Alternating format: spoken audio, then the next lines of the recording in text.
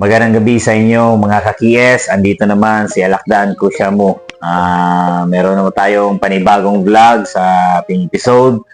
All about to sa isang breeder na nag-aasa atin kung bakit hindi daw sakto o perfect ang pagkasta ng kanilang KS.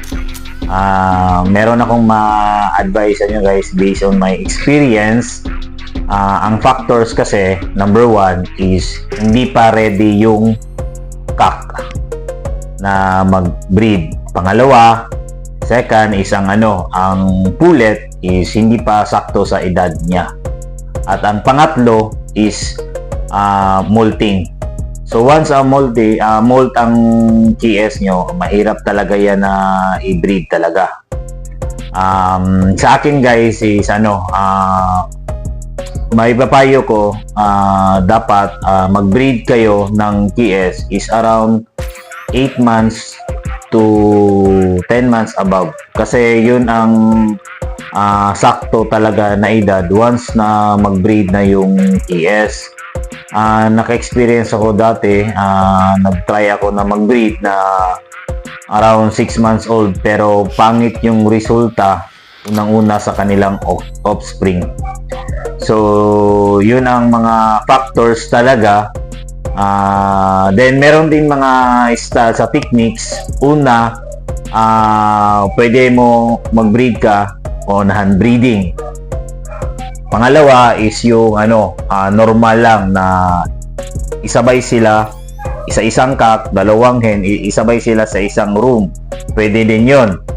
And pangatlo is ang insemination. Bali, yun siya kukunin yung white ng ng PS ng cock at saka ilagay sa wet ng babae sa yun ang insemination. Then pero sa akin guys, ang ginagawa ko is nag-hand breeding talaga ako. Bakit ako nag-hand breeding? Unang-una, separate yung cock at saka hen.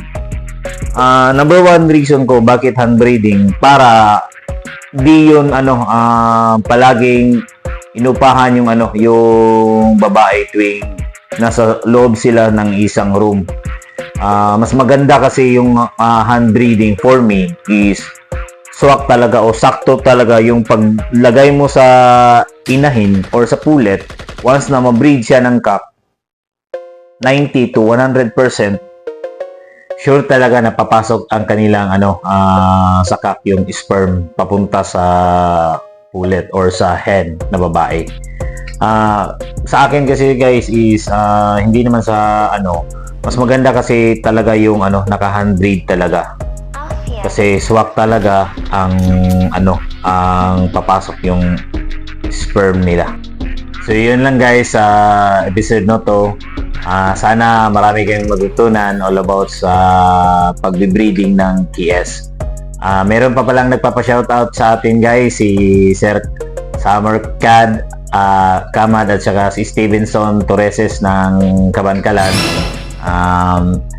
Magpapasalamat pala tayo sa ating sponsor guys. Maganda to gamitin yung Atson Probiotics guys. Ito maganda to sa sa alaga natin. Pulang-pula talaga yung yung alaga natin, lalong-lalo na sa KS.